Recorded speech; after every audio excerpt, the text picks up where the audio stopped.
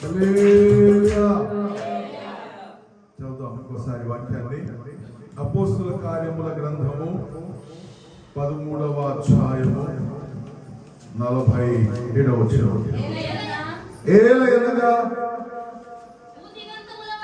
భూదిగంతముల వరకు రక్షణార్థముగా ఉంటున్నట్టు నిన్ను అన్యజనులకు వెలుగుగా ఉంచి ఉన్నాను అని ప్రభువు ఆజ్ఞాపించినది.